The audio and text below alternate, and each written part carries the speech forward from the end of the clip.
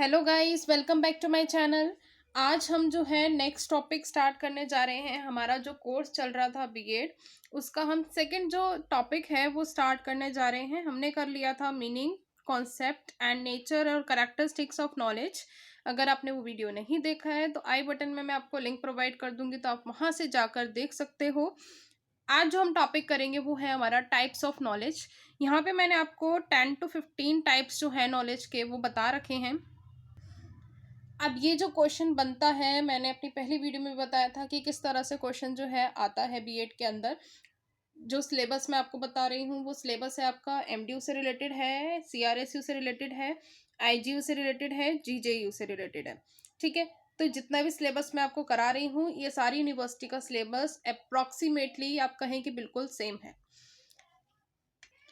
तो इसका जो भी क्वेश्चन बनता है वो कैसे बनता है, व्हाट इज नॉलेज या कॉन्सेप्ट ऑफ नॉलेज 4 मार्क्स के में भी जो है आ जाता है कई बार। साथ ही साथ टाइप्स ऑफ नॉलेज, या उसके साथ एक और क्वेश्चन जो है वो मर्ज होके आ सकता है, सोर्सेज या फिर आपका मेथड्स ऑफ एक्वायरिंग नॉलेज। ठीक है, तो आज हम जो है टाइप्स करेंगे, टाइप्स ऑफ नॉलेज। देखो, पहला जो है वो है हमारी प्रायरी नॉलेज। ठीक है, प्रायोरी नॉलेज का मतलब क्या होता है? प्रायोरी नॉलेज का मतलब है कि एक ऐसी नॉलेज होती है जिसको आप गेन कर सकते हो बिना किसी एक्सपीरियंस के। उसके लिए आपको किसी एक्सपीरियंस की जरूरत नहीं होती, ये सिर्फ ओनली फैक्ट्स होते हैं जो कि आपको पता लग जाते हैं। ऐसे कोई जजमेंट की भी यहाँ पे रिक्वायरमेंट नहीं होती है। ठीक है, अब देखो, अब priori knowledge is also known as non empirical knowledge. जो प्रायरी नॉलेज होती है उसको हम नॉन एम्पेरिकल नॉलेज भी बोलते हैं। इट इज गेन्ड और attend bye independently of experience. ये जो है गेन या अटेन्ड जो हो सकती है इंडिपेंडेंटली ऑफ एक्सपीरियंस, यानी बिना किसी एक्सपीरियंस के भी आप इसको जो है गेन कर सकते हो।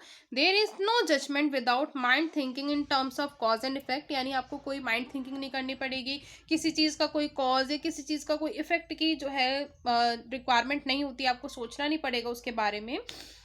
सच judgments are never doubted, it must be universal. ये जो जजमेंट्स होती हैं इसको आप डाउट में भी नहीं ले सकते, यानी डाउटेड ही नहीं है। आप इसको ऐसे नहीं बोल सकते कि या ये होंगी या नहीं होंगी, इस तरह से कोई इनका रीज़न नहीं होता। ये हमेशा यूनिवर्सल ही रहेंगी, ऑल ओवर रहेंगी। ठीक है, अब देखो इसका एग्जाम्पल मैंने आपको दे रखा है। All bachelors are unmarried. जितने भी बैचलर्स होते हैं वो सारे क्या होते हैं? अनमैरिड होते हैं। अब इस एग्जाम्पल से क्या पता लगा कि जो भी सारे बैचलर्स है वो अनमैरिड है? ये तो ऑब्वियसली सी बात है, आपको किसी जजमेंट की रिक्वायरमेंट तो पड़ी नहीं यहाँ पे, ना ही आपको किसी एक्सपीरियंस की रिक्वायरमेंट बनी कि कोई भी जितने भी बैचलर्स होंगे वो अनमैरिड होंगे। तो यही होता है प्रायरी नॉलेज का मतलब। ठीक है, all triangles is a shaped formed when 3 straight lines are meet. सारे जितने भी ट्रायंगल्स हैं अगर आप 3 स्ट्रेट लाइंस को मीट करते हो तभी बनते हैं, ये सबको पता है। इसमें कोई एक्सपीरियंस की जरूरत नहीं पड़ी है, किसी जजमेंट की या माइंड थिंकिंग की जो जरूरत है वो नहीं पड़ी। ठीक है, these examples need not any experience to accept. ये जो एग्जाम्पल्स हैं इसमें कोई भी एक्सपीरियंस नहीं लगा कि आप इसको एक्सेप्ट करेंगे। ये डाउटफुल भी नहीं है। ऐसा कुछ है यहाँ पे कि किसी में आपको डाउट हो रहा हो कि ऐसा हो सकता है कि सारे बैचलर्स अनमैरिड है, या क्या 3 स्ट्रेट लाइन से ही जो है ट्रायंगल बनता है? तो ऐसा कुछ भी नहीं होता।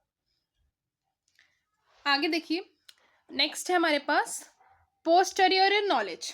ठीक है, अब ये कौन सी नॉलेज होती है? ये एम्पेरिकल नॉलेज होती है। इसमें आपको एक्सपीरियंस की रिक्वायरमेंट पड़ती है। इट इज गेन्ड और अटेन्ड थ्रू एक्सपीरियंसेस। आपको एक्सपीरियंसेस की रिक्वायरमेंट पड़ेगी। जो साथ ही साथ ये नॉलेज होती है ना, ये आपके ऑब्जर्वेशन के साथ साथ, परसेप्शन के साथ, सुपरवाइजन के साथ और साथ ही साथ एक्सपीरियंस के थ्रू ही आपको जो है ये मिलती है। ये जो है यूनिवर्सल नहीं होती है। आपके एक्सपीरियंस के थ्रू आप बताते हो तो ज़रूरी नहीं है कि सबका एक्सपीरियंस सेम हो। ठीक है, सबका अपना एक्सपीरियंस अलग अलग होता है, तो ये universal most of the times universal नहीं होती है। जैसे इसमें एक एग्जांपल है, इट्स रेनिंग आउटसाइड। ठीक है, बाहर बारिश हो सकती है। तो समवन्स एक्सपीरियंस ऑफ वेदर, किसी का एक्सपीरियंस है वेदर के थ्रू, उनको पता होता है। जैसे वेदर फोरकास्ट वाले जो भी पर्सन्स होते हैं आपको फोरकास्ट करके 10 दिन का वेदर, 15 दिन का वेदर एक साथ ही बता देते हैं, तो उनको भी पता रहता है। तो ये जो है यूनिवर्सल नहीं हो सकती, सबको नहीं पता रह सकता। ठीक है, जिसके अंदर नॉलेज है, जिसने एक्सपीरियंस लिया है, जिसने ऑब्जर्व किया है, ये सिर्फ वही बता सकता है। That an object has such and such a properties. मान लो यहाँ पे कोई भी ऑब्जेक्ट है, उसकी कोई ना कोई प्रॉपर्टीज है। अब यहाँ पे अगर मैं मेटल का एग्जांपल लूँ, ठीक है, तो मेटल वाले एग्जांपल में क्या है कि मेटल की कुछ प्रॉपर्टीज हैं। मेटल्स भी अलग अलग तरीके के होते हैं, नॉन मेटेलिक मेटल्स होते हैं, ठीक है, आपके अलग अलग एल्यूमिनियम हो गया, इनके अलग अलग प्रॉपर्टीज हैं, ठीक है। तो ये भी एक्सपीरियंस के थ्रू ही पता लग पाता है किस चीज़ की क्या प्रॉपर्टीज है। ये सब कुछ आपको जो एक्सपीरियंस है, आपके ऑब्जर्वेशंस हैं, आपकी सुपरविजन है कि आप उसको कितना देख रहे हो, ये इन चीज़ों से पता लगता है। नेक्स्ट है अथॉरिटेटिव नॉलेज।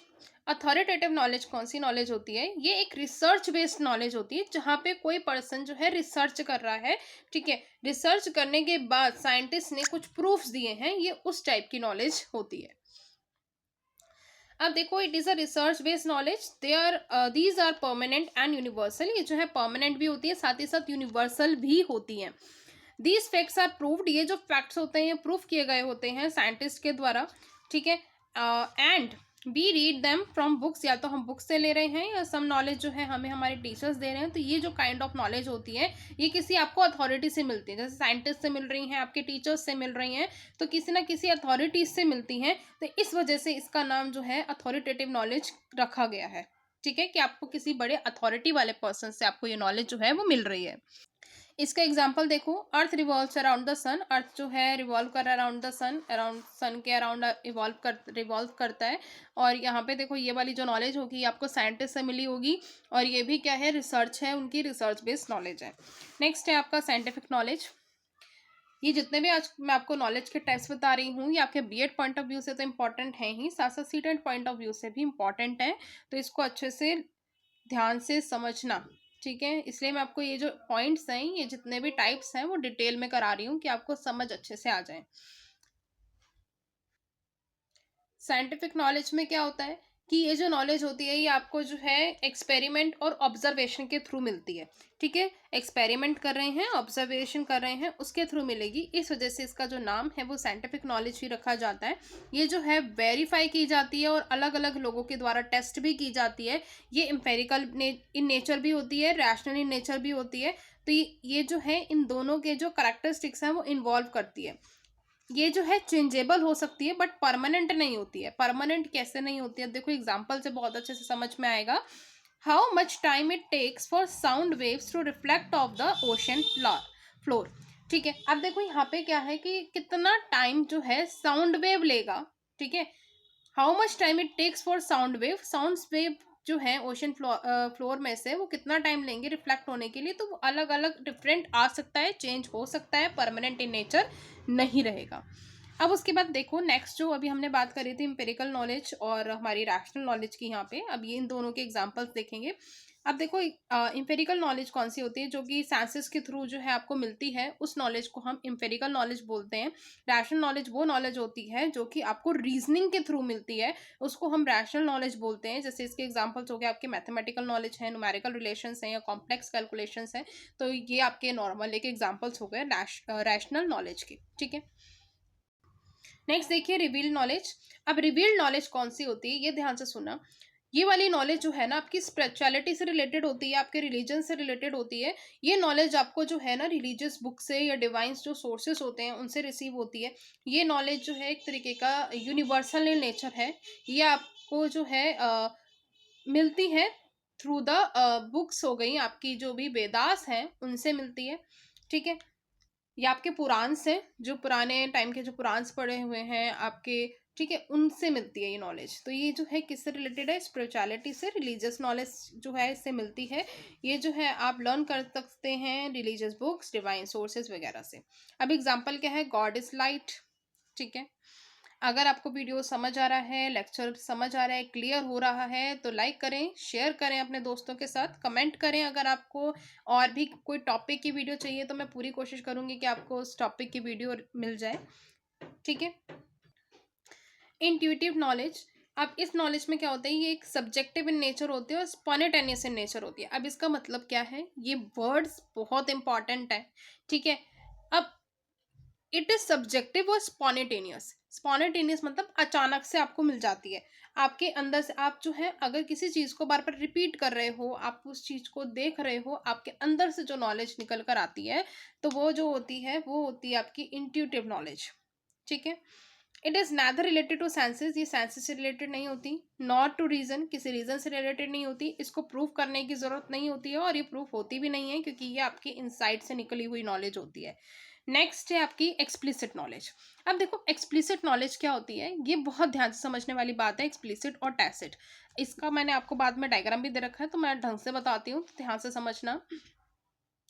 अब देखो इट इज अ कॉडिफाइड नॉलेज, ये कॉडिफाइड नॉलेज होती है।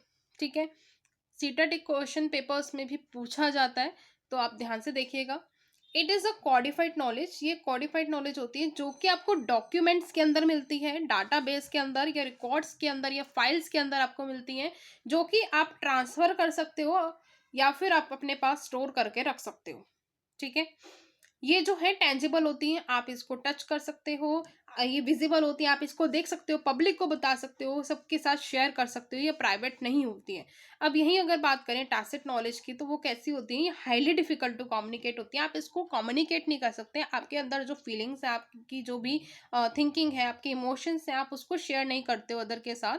तो ये वाली जो नॉलेज होती है, इसको हम बोलते हैं टैसिट नॉलेज। इसके अंदर क्या क्या इन्वॉल्व होता है, आपके खुद के जो आइडियाज़ हैं, वैल्यू है, इमोशन है, थिंकिंग है, कमिटमेंट है, एक्सपीरियंस है। ठीक है। ये जो है इंटेंजिबल होती है, इनविजिबल होती है, प्राइवेट होती है और डिफिकल्ट टू शेयर, आप उसको शेयर नहीं करते हैं। ठीक है। अब देखो इस डायग्राम के अकॉर्डिंग देखो, अब इस डायग्राम के अकॉर्डिंग क्या है कि आप 80% अपनी जो नॉलेज है वो अपने पास रखते हो, टैसिट रखते हो, जिसको आप शेयर नहीं करते हो, आप उसको बताते ही नहीं हो, प्राइवेट रखते हो। सिर्फ 20% की जो नॉलेज होती है वो एक्सप्लिसिट होती है, कि आप जो दुनिया को बताते हो, जो कम्युनिकेट करते हो। अगर मैं बात कहूँ ऑफिस में है अगर आप, तो आप क्या करेंगे, जितनी भी नॉलेज होगी जो बताने वाली होगी सिर्फ आप वही बताएंगे, बाकी अपने जितने भी इमोशंस हैं, अपने आइडियाज हैं, वो अपने तक ही रखेंगे। तो वो 80% नॉलेज ऐसी होती है जो टैसिट नॉलेज होती है, और 20% जो नॉलेज होती है वो एक्सप्लिसिट नॉलेज होती है। फिर नेक्स्ट है आपकी इम्प्लिसिट नॉलेज। अभी इम्प्लिसिट नॉलेज क्या है, कि आपको जो है ना इंसिडेंशियल एक्टिविटी से मिलती है, आपको पता ही नहीं है कि आप लर्न कर रहे हैं, कोई नॉलेज आप ले रहे हैं, आपको ये पता ही नहीं है, जैसे आपकी नॉर्मल रनिंग है, वॉकिंग है, तो इसको हम बोलते हैं इम्प्लिसिट नॉलेज। नेक्स्ट है आपका कंस्ट्रक्टेड नॉलेज। ये जो नॉलेज होती है ना, ये आपको कहाँ से मिलती है, पहले से कुछ आपको आइडिया दे दिया जाता है, फिर उसके बाद आप क्या करते हो, उसको खुद से सोचते हो, उस आइडिया को लगाते हो और थिंक करते हो। अब देखो यहाँ पे बहुत अच्छे से क्लियर हो जाएगा अगर आप एग्जाम्पल देखते हो तो। Puzzle games by a child initially, he have a basic knowledge of game. He or she construct his or her knowledge by adding ideas or thinking. अब देखो मान लो एक टीचर है, उसने क्या किया, एक बच्चे को जो है पजल वर्ड्स दे दिए। ठीक है। अब उसको पता है कि ये पजल गेम है, उसको इतना तो पता लगे कि हाँ ये जो चीज़ है ये एक पजल गेम है। अब वो धीरे धीरे क्या करेगा, अपना खुद का आइडिया लगाएगा, अपना खुद का थिंकिंग लगाएगा और उस पजल गेम को सॉल्व करेगा। तो ये जो चीज़ होती है, ये होती है कंस्ट्रक्टेड नॉलेज, कि आप खुद से कंस्ट्रक्ट करेंगे, आप खुद से अपने आइडियाज़ लगाएंगे और अपनी थिंकिंग का यूज़ करेंगे। अब नेक्स्ट जो है वो है हमारे पास फंक्शनिंग नॉलेज। फंक्शनिंग नॉलेज कौन सी होती है, जहाँ पे एक प्रोसेस जो होता है ना उसको परफॉर्म करने की रिक्वायरमेंट होती है। ठीक है। इट इंक्लूड्स द प्रोसेस और functioning, how to do things, किस तरह से जो है चीज़ों को किया जाता है। Involve performance based on understanding, it includes in different domains, ये जो है अलग अलग डोमेन्स में भी इंक्लूड होती है। अब देखो यहाँ पे एक एग्जांपल मैंने आपको दे रखा है, वो है financial processes to withdraw deposit cash. क्या फाइनेंशियल प्रोसेस होता है, कि अगर आप कैश को विड्रॉ करा रहे हो या आप कैश डिपॉजिट कर रहे हो, तो एक पूरा प्रोसेस चलता है ना, तो वो प्रोसेस किस तरह से होता है। ठीक है। तो ये हो गई फंक्शनिंग नॉलेज या प्रोसेस नॉलेज। अब यहाँ पे ना एक एग्जांपल मैं आपको और देना चाहती हूँ। अगर आप किसी चीज़ को इम्पोर्ट करा रहे हैं बाहर से, ठीक है, ये एक्सपोर्ट कर रहे हो, तो भी ये फंक्शनिंग नॉलेज के अंदर ही आएगा, कि आपको पता होगा कि आपने एक्सपोर्ट प्रोसीजर क्या है, आपका इंपोर्ट प्रोसीजर क्या होना चाहिए। तो ये सारी जो नॉलेज होगी ये भी फंक्शनिंग नॉलेज के अंदर ही आएगी। नेक्स्ट जो है हमारे पास वो है डेमोन्स्ट्रेटिव नॉलेज। अब डेमोन्स्ट्रेटिव नॉलेज जो है ना इम्पॉर्टेंट है। When our mind is unable to perceive the agreement or disagreement of any our ideas, then we establish it by comparing two ideas. This kind of knowledge acquired by intervening ideas. अब ध्यान से सुनना क्या होता है। अब demonstrating knowledge वो knowledge होती है जिसमें मान लो आप किसी चीज़ पर जो है ना आप थॉट कर रहे हो, सोच रहे हो और आपको कुछ चीज़ समझ में नहीं आ रही कि हमें ऐसा करना चाहिए या नहीं करना चाहिए, तो आप क्या करेंगे, अपने आइडियाज़ को कंपेयर करेंगे। 2 आइडियाज़ जो हैं उनके बीच में जब आप कंपेयर करोगे और ये देखोगे कि कौन-सा हमारे लिए ज़्यादा बेटर है, जहाँ पे आपको एग्रीमेंट और डिसएग्रीमेंट की बात समझ नहीं आ रही, यानी आप एग्री होना चाहते हो या नहीं होना चाहते हो, तब ये वाली जो नॉलेज है काम आती है। आप उन दोनों को कंपेयर करोगे और फिर उस आइडिया को जो है अपने नॉलेज को गेन करोगे। ठीक है? उसके बाद नेक्स्ट जो है वो है प्रैग्मेटिक नॉलेज। अभी जो प्रैग्मेटिक नॉलेज है ना, ये बहुत इंपॉर्टेंट है। ये भी सीटेट पॉइंट ऑफ व्यू से बहुत इंपॉर्टेंट है, पूछा जाता है। अब देखो यहाँ पे ना एक चीज़ का डिफरेंस है, वो मैं बताऊंगी कि कौन से वाले नॉलेज का डिफरेंस है। प्रैग्मेटिक नॉलेज में क्या है कि जो नॉलेज होती है ना वो यूजफुल होती है और आपकी यूटिलिटी, यानी आप उसको यूटिलाइज करते हो।